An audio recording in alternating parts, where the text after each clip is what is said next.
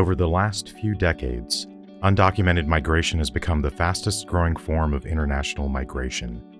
Just as growing numbers of persons around the world are pressed to move for economic, political, environmental, and other reasons, many countries are increasing restrictions to authorized immigration opportunities, giving options to increasingly selective groups. Whereas high-skilled immigrants who come from affluent countries with high levels of education, language fluency, and employment offers can readily move around the world, those who come from less advantaged countries with limited education and language fluency have limited options.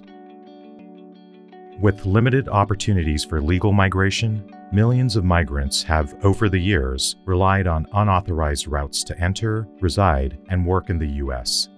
And as of 2016, there are an estimated 11.3 million undocumented immigrants who work, live, and raise their children in the shadows of our society. This film is about the children and youth caught up in these challenging situations, growing up at the intersections of shifting global politics, immigration laws, and state policies. In 1982, the U.S. Supreme Court issued Plyler v. Doe, a landmark decision that prevented states from denying free public education to students on the basis of their immigration status. As a result, undocumented children have had the chance to attend American schools and build their lives alongside American peers. However, due to their immigration status, undocumented students face many challenges and uncertainties that profoundly impact their everyday lives and academic trajectories. Research shows that support from K-12 educators and school personnel can profoundly impact how undocumented students think and feel about their futures, and correspondingly, how they succeed in high school and beyond. Moreover, each year, an estimated 125,000 undocumented students reach the age of high school graduation. Given that the greatest number of these students, 27,000, attend Californian schools, K-12 educators in California are especially bound to have undocumented students in their classes and thus need to be prepared to help support them. For these reasons, we collaborated with undocumented students, K-12 educators, administrators, immigrant organizers, and expert scholars to produce this educational video with the goal of helping K-12 educators learn how they can support undocumented students. Although our video focuses on policies and supports available in California, our recommendations for supporting undocumented students can be applied more broadly. As you're about to see, we propose 5 basic recommendations for supporting undocumented students, each of which will be elaborated on with the help of undocumented college students and expert speakers. And because this is an educational video, at various points, we'll encourage you to pause the video to think through or discuss the information presented. So feel free to take out a pen and paper and consider taking other notes about how you might apply the ideas presented to your unique educational settings. All right, so let's get started. To give you a sense of undocumented students' experiences, I'd like to begin by introducing you to Emmanuel, an undocumented college student who courageously agreed to share his story with us to help inform others of what it's like to be undocumented in high school. As you listen to him reflect on his high school years, I encourage you to notice the unique challenges he faced, as well as the kind of support that helped him achieve his college aspirations. My name is Emmanuel, and I arrived here when I was 4 years old. The story of my immigration to the United States starts off with my parents basically coming to the United States first, leaving me with my grandmother for around a month. Once they got situated, had jobs, and had a place to live along with some other family, they ended up hiring a coyote, someone that kind of helps you travel across the border. I remember back when I was a child, I didn't really think much of my immigration status. Once I got a little bit older, the implications of being undocumented kind of started hitting me like little by little. So I remember when I was a senior in high school, the counselors and the counselors at my high school, they didn't really know how to deal with undocumented status. So they couldn't really help me in the sense of financial aid.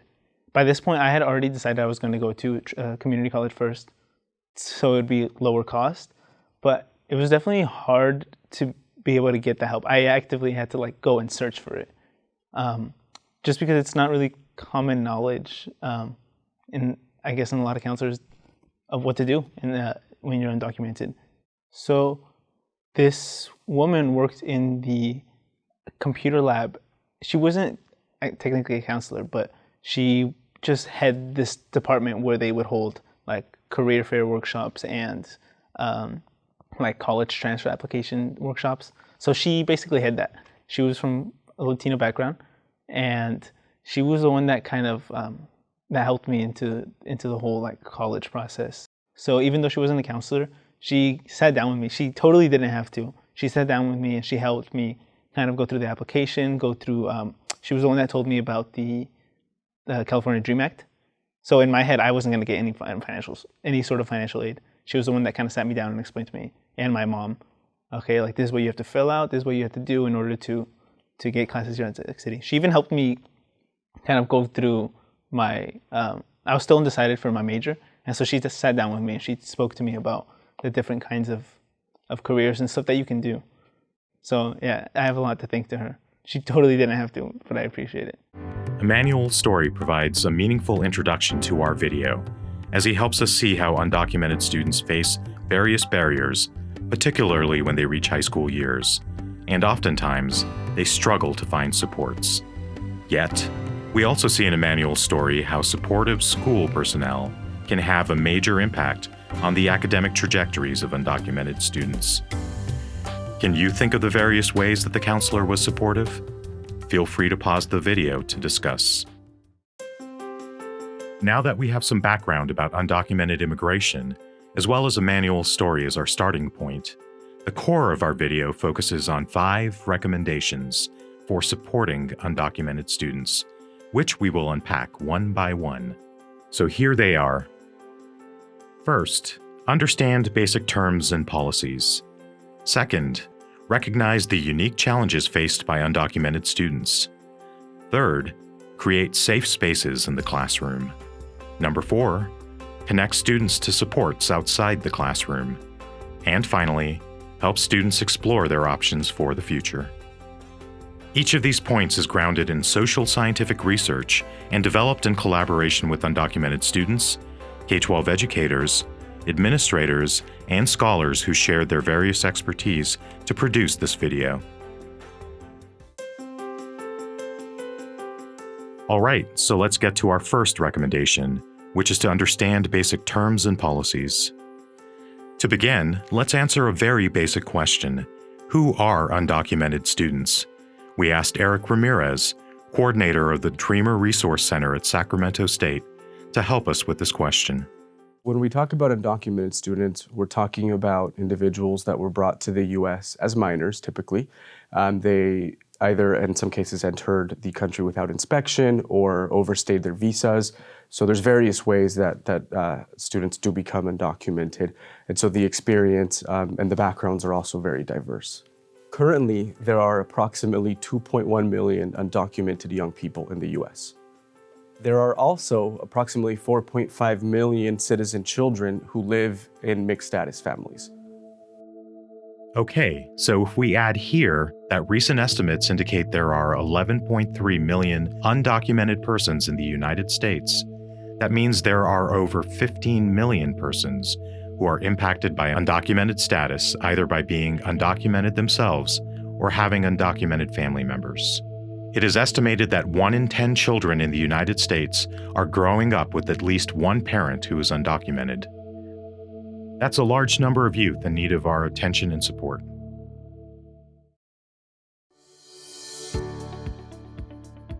Let's talk more about immigration laws and policies. What laws and policies have impacted the lives of undocumented students? There are actually quite a few we could mention, but let's note 4 big ones that are especially important for high school educators to know about. I'm going to introduce you to these first, and then we'll ask Eric to elaborate a bit more on how they developed historically. First, You may have heard of the DREAM Act, which stands for Development, Relief, Education for Alien Minors Act. This act was first proposed by Congress in 2001 in an attempt to provide a pathway to citizenship for eligible undocumented youth. The term dreamer, which is often used to refer to undocumented students, developed as a result of large-scale political campaigning for the act, which came close to passing in 2010, but to date has not been signed into law. Assembly Bill 540, or AB 540, is a law in California that exempts certain students who have attended high school in California from paying non-resident tuition at California public colleges. This bill was passed in 2001, but since then, its eligibility criteria have been expanded. Importantly, while this bill provided undocumented students the ability to avoid paying high costs for their tuition, it didn't make them eligible for federal financial aid. Here's where the California DREAM Act comes in. The California DREAM Act refers to a set of laws that were enacted in 2011 to grant eligible students who meet similar criteria to those of the federal DREAM Act to apply for student financial aid and benefits. Accordingly, while undocumented students in California still cannot apply for federal financial aid through FAFSA, they can apply for financial support to pay their college tuition through the California DREAM Act. All right, so the fourth and final federal policy that's important to know about is DACA. DACA stands for the Deferred Action for Childhood Arrivals policy, which was enacted by President Obama in June 2012. The policy granted to eligible youth Social Security numbers, 2-year renewable work permits, and protection from deportation. However, what's important to note about DACA is that it was never a law, but an executive order that could always be rescinded by a future administration. And in September 2017, that's exactly what the Trump administration tried to do, only to later find out from the Supreme Court that its reasons for doing this were unlawful. Now that you have a sense of some of the major policies and laws impacting undocumented students, let's return to Eric, who will give us a historical overview of their development, so we can better understand how they shape the lives of undocumented students. We really start to see a lot of this spring up in the early 2000s. So in 2001 was when the Federal DREAM Act was first proposed, right? And it was meant to address the fact that we had a significant amount of undocumented young people that had been in this country basically their entire lives, but that didn't have access to higher education and other opportunities, right? And so the DREAM Act was proposed at the federal level. It failed. It did not pass Congress, so it did not become a law. But kind of simultaneously, at the state level, at the same time, we started to see various initiatives meant to address some of the issues related to undocumented young people. So for example, in California, in 2001, they passed AB 540, Assembly Bill 540, which again provided access to in-state tuition rates at public colleges and universities. And while that did open up opportunities for some people, for some of the students, really what we see is that the majority of them did not go to college, because even though you did have access to in-state tuition rates in California, there was not any financial aid, right? And so we really see that if we look at a timeline per se, there's a very large gap. For about 10 years, there's not really very much movement at the federal level, even at the state level, as far as policy goes, right? But what did happen during those 10 years is the undocumented student movement really took off. It's when students were out there talking about their stories and doing, marches and press releases and going on TV and talking about, hey, we're here, we've been here, this is who I am, and I want, and in some cases I demand an opportunity, right? And so I believe that really is what was critical to putting pressure on the Obama administration to then in 2012 sign in the executive order that created DACA. That's when we start to see more activity spring up, again, at the state level as well, because DACA happens at the federal level, and at the state level in California, that's when we finally open up financial aid opportunities for undocumented students. So the California DREAM Act, which is not the same as the federal DREAM Act, but the California DREAM Act does provide access to financial aid, so grants and scholarship opportunities at CSUs, UCs, and community colleges in California.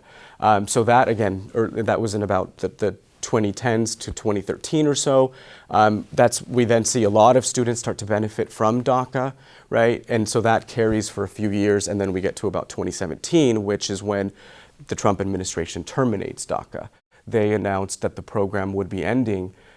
They argued that it is unconstitutional, essentially.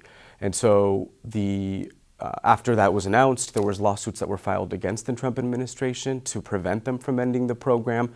Those lawsuits made their way through federal courts, and essentially what came from that is that DACA renewals kept being processed. So they continued to renew those applications for those that had already had DACA previously, but they stopped doing initial applications.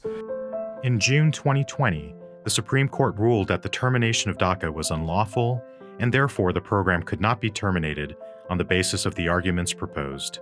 However, because of the nearly 3-year break in opportunities for initial DACA applications, many undocumented students haven't been able to benefit from the policy.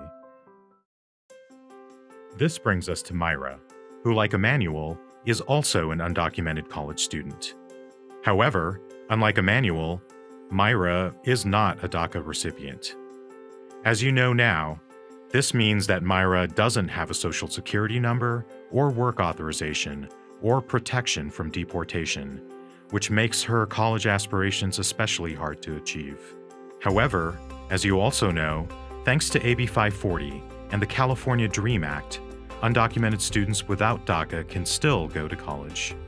As you listen to her story, consider how Myra learned about these options and what else helped her succeed to apply to college. Not having DACA is extremely difficult. If it wasn't for my counselor, I would not be here.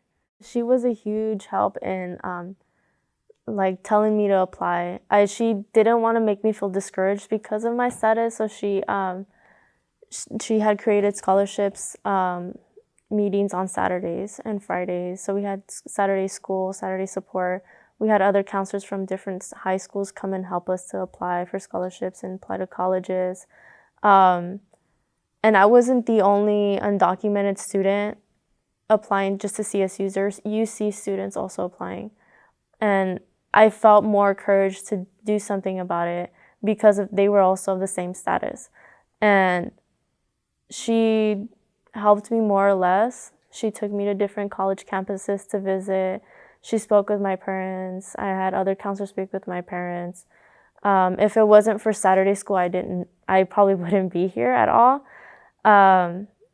She helped me find out about the AB 540. I had no clue about it. How to apply to colleges, how to apply to even scholarships. I got through jobs through campus, but paid in scholarships. She had communicated with the principal prior to giving me the job to get paid in a scholarship rather than just a check every 2 weeks. So if it wasn't for her, I probably would not be here at all. So, have you noted the multiple supports that Myra received to pursue a college degree? Feel free to pause the video to take some notes or discuss them in a group. Myra's story provides a nice example of how counselors who understand what undocumented students are going through are especially able to identify their need for support and garner the resources they need to move forward with their lives.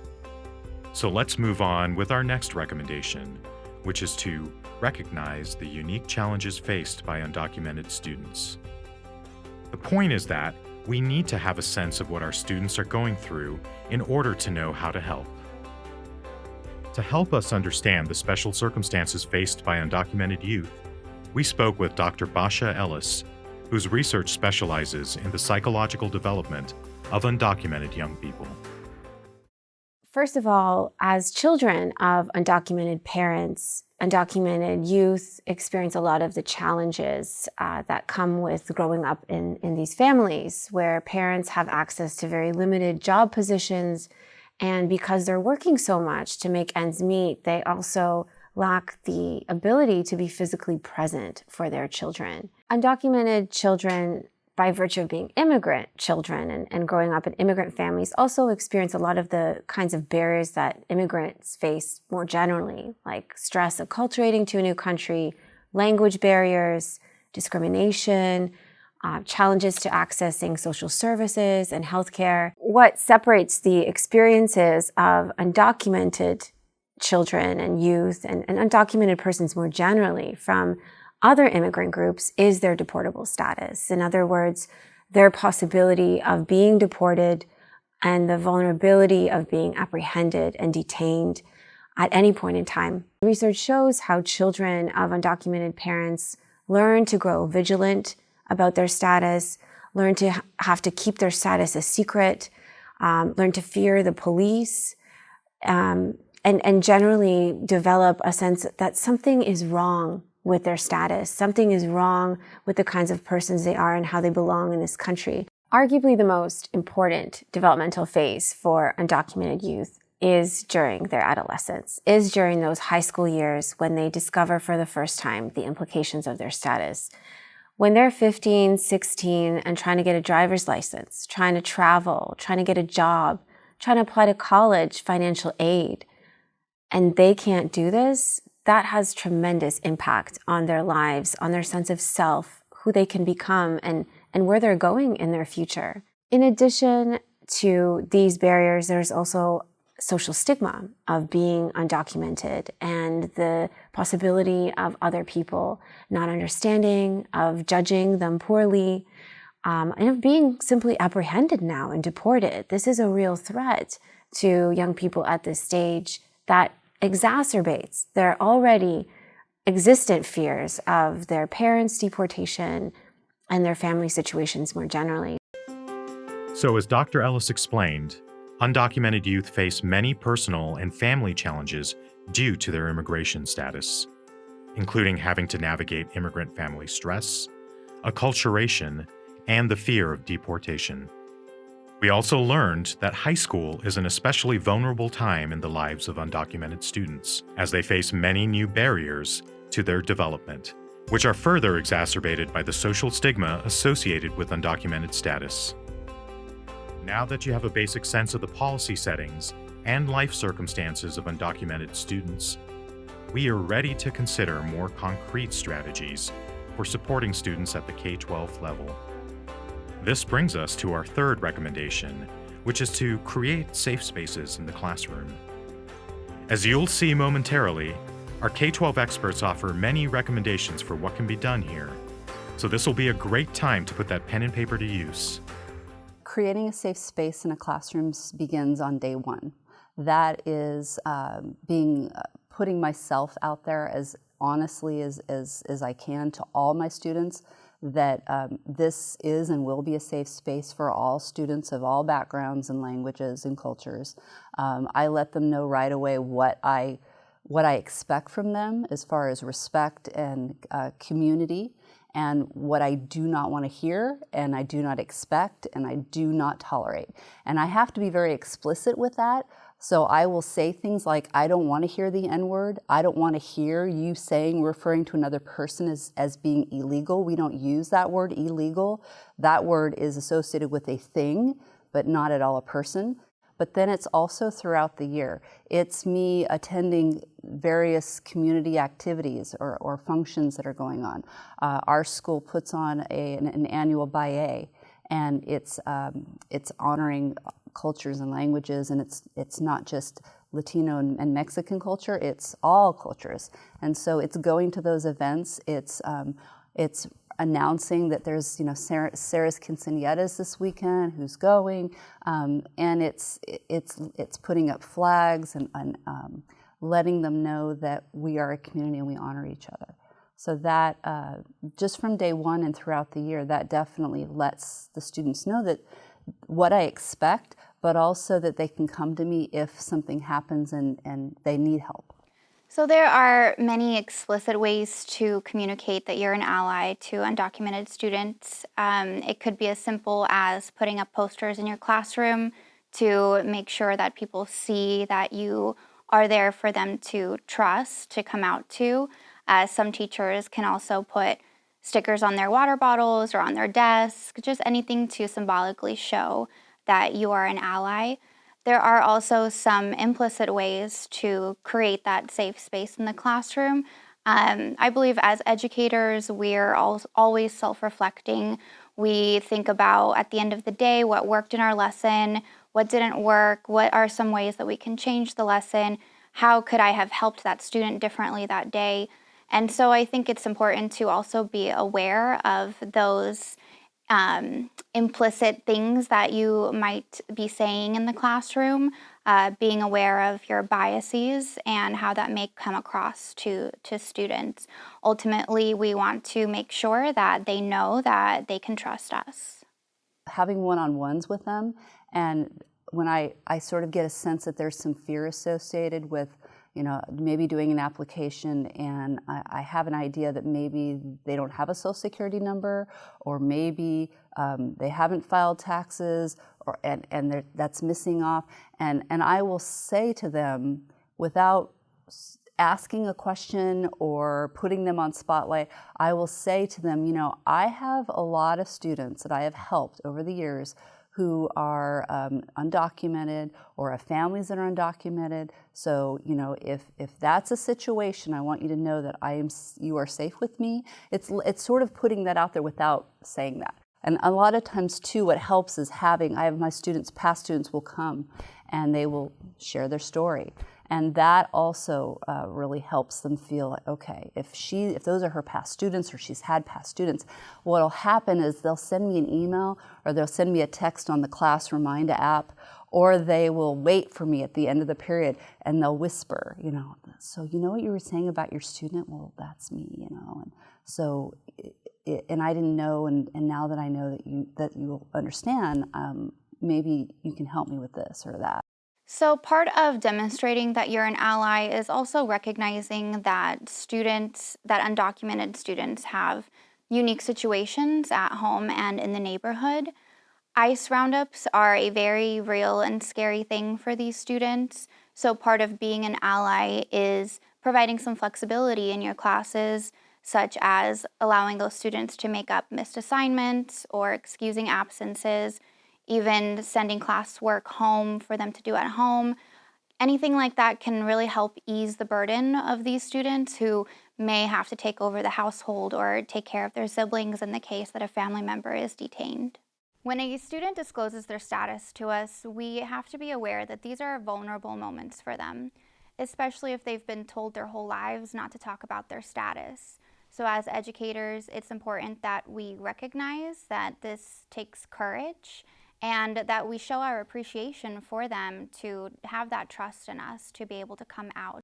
It's like really anything else. It's, whether it's Mrs. Durkee, I'm undocumented, to Mrs. Durkee, I'm gay, or Mrs. Durkee, my mom died yesterday.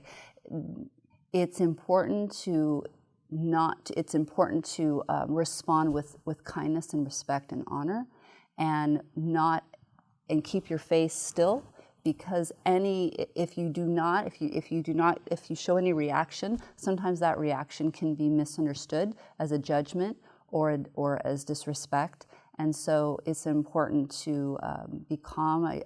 Sometimes if I'm surprised, I'll just take a breath, and then the response is, "Thank you for telling me. How can I help you moving forward? Because my goal is to help you be successful. And tell me why you're telling me why you feel that you want to tell me this, so that I can support you."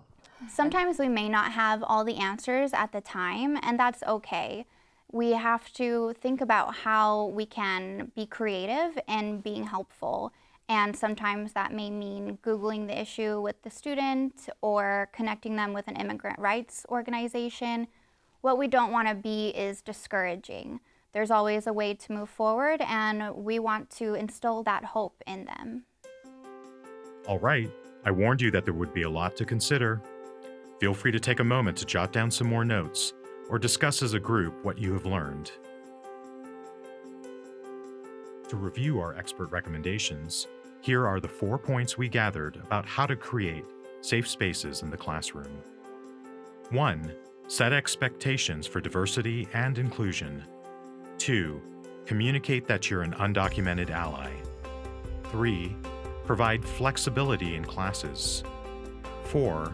When students disclose their status, respond with kindness and offer supports. Points 1 through 3 are helpful for creating classroom settings within which undocumented students can feel safe and welcome to reach out for support. Additionally, Point 4 highlights the steps we can take when students choose to disclose their status, which involve first listening to students and honoring their experience, and second, acting on the student's need by seeking out appropriate supports. This then brings us to our fourth major recommendation, which focuses on how we can connect students to supports outside the classroom. There are various resources available to undocumented students to help them pursue higher education. So we have financial resources. Once again, since 2012, the California DREAM Act has provided financial aid in the form of grants and in some cases scholarships for undocumented students. And so it tends to cover most, if not all, tuition for students. And it's based on need, right? But it does provide financial aid to be able to go to college and pay for your tuition. There are also scholarships available to undocumented students.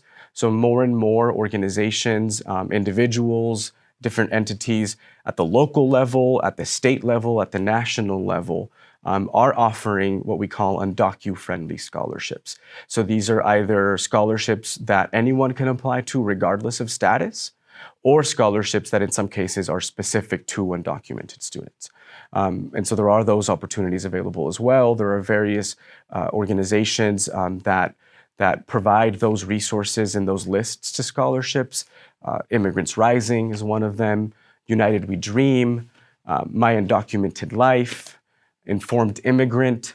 These are all organizations that provide access to various lists and resources for scholarship opportunities. I have also made sure that my students who are planning to, who've been accepted to four-year colleges, I've made sure that each are connected to whatever DREAM or Ally program is associated with that campus.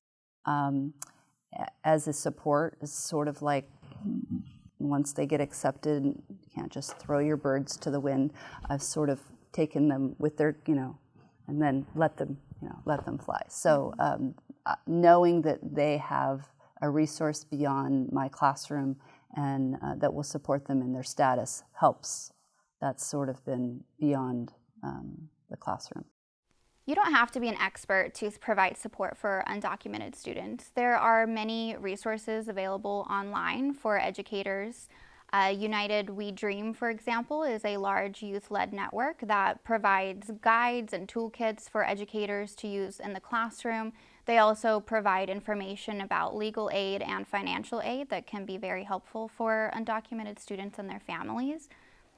Ultimately, we want them to know that there are resources and allies, and they have that support outside of the school setting as well. Educators can help make a difference in these students' lives by also helping them feel empowered and advocate for themselves by creating that safe space where they can connect with each other and share their voices and share their stories, whether it be helping them organize a student club or forming discussion groups, coming up with a project together, anything to help kind of break open that conversation, and so that it really helps the students have their voices be heard. Help them not only build relationships among each other, but help them build relationships with their teachers, educators, help them build relationships in their community, teach them to not try to avoid being isolated, to avoid isolating themselves. The more that they have connections with other people who may be in their same status, but also maybe not, the more they have connections with teachers and staff, the more they will have resources to help them with whatever their goals are. Given the fears that undocumented parents face, as well as the language barriers that may exist at their children's schools, they struggle to be connected with their students' education as well as advocating for them. So as teachers, it's important that not only we build that trust with our students, but also that we build the trust with that parent, with those parents, and make sure that that line of communication is open.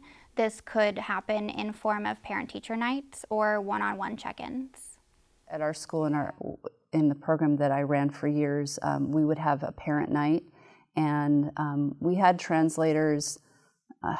The translators became difficult because you're speaking in English, and then the translator's over here speaking in Spanish, and then this one's over here speaking in Russian, and the other one's over there speaking in Ukrainian, and they don't really get the entire piece because it gets lost in the translation, and you're sort of distracted as you're talking as well. So I stopped doing that early, and what we did is we would have separate parent nights, and based on language.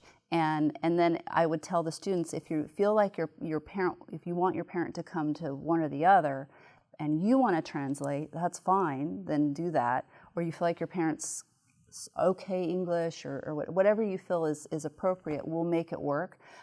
What we found in doing separate meetings is that, one, it was more intimate, so they asked a lot more questions that they were comfortable asking. They also connected with each other a little bit better. The families did, the parents did. The parents started talking to other parents. But I also, it allowed me to connect with them in a little bit more intimate way. And I would say things like, mi español es muy mal, lo siento, and I'm speaking really bad English, but they didn't, and they would laugh, and they would say back to me, my English is very bad, and we would laugh, but it connected us, and it let them know that I'm trying, and I want to connect with them, and that helped just at least get beyond the possible fear or the unknown. So the biggest thing is communicating and figuring out early how to communicate, and let them know that you're there for them and that you want to communicate. If you're able to communicate and if you build trust, those two pieces will help you tremendously with not only whatever the goal is for the child, but also whatever the goal is for the family. Because they will come to you and you'll be comfortable coming to them. And whatever comes up, the communication, the trust will help you with whatever it is. Once again, our experts shared quite a few suggestions, so feel free to pause and take some extra notes at this time. To review, here are the 3 core practices recommended to help support undocumented students outside the classroom. 1. Provide resources to help students move beyond high school. 2. Help undocumented students develop relationships with support of others. 3. Build trust and communication with parents.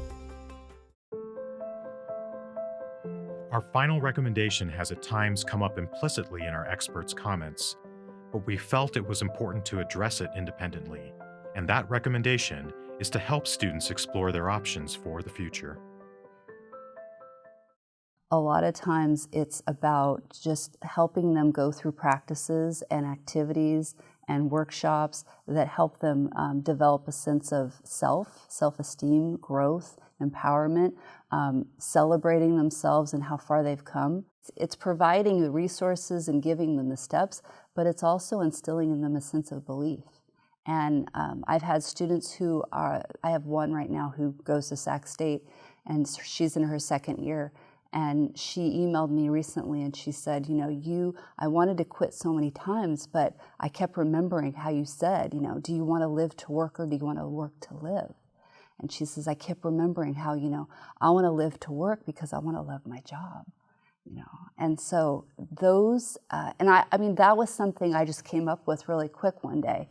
But live to work or work to live, that stuck in her mind, and it helped her develop a sense of self, and it empowered her to want something beyond just getting a diploma. She went farther with that. A lot of it has to do with helping them see the possibilities. Sometimes they don't see the college because no one they know has gone to college. It may be that everybody in their circle has just done one thing.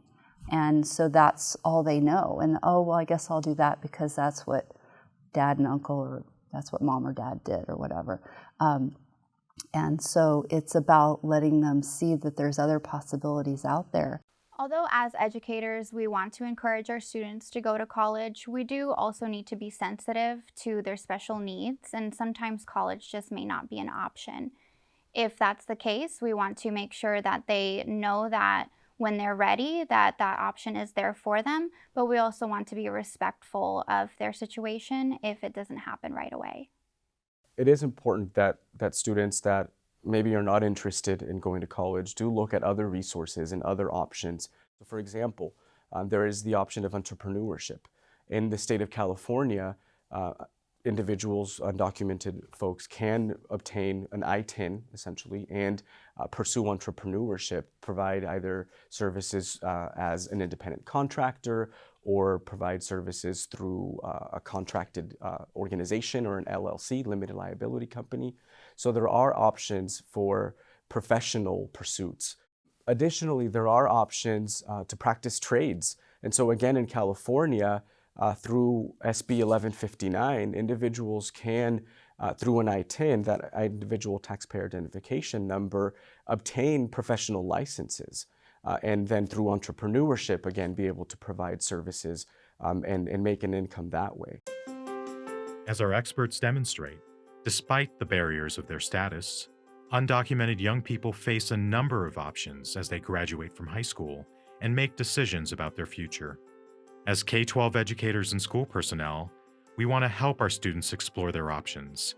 And to do this successfully, our experts suggest 3 points. First, help instill confidence and hope in students. Second, help undocumented students recognize college as an option. And third, in cases where students cannot go to college or are not interested in going, we can encourage education but offer other resources for alternative employment opportunities. As this concludes the 5th and final recommendation proposed in our video, let's also review these before we return to Myra and Emmanuel to help us conclude the film with a few final words. Can you remember the 5 major recommendations? These were: 1. Understand basic terms and policies. 2. Recognize the unique challenges faced by undocumented students. 3. Create safe spaces in the classroom. 4. Connect students to supports outside the classroom. 5. Help students explore their options for the future. To help conclude our video, we asked Myra and Emmanuel to provide us some summative thoughts about the importance of supporting undocumented youth and what, in their words, they wish that K-12 educators and administrators would know about undocumented students. Here's what they shared. I believe K-12 teachers should be supportive of undocumented students or students under any status of that sort, because it allows students to, feel safe around them, build a bond with their students, to let them know that they are safe around them. And whether that's counselors, teachers, people that work in the office, building a bond with somebody of an older age that, will have control in your future is great. If there's one thing that I can let educators know about undocumented students, it would be that a lot of the times we have pretty high ambitions just because of the situations that our families had to go through in order to bring us to this country, in order for us to have a better life. A lot of us want to repay our parents back.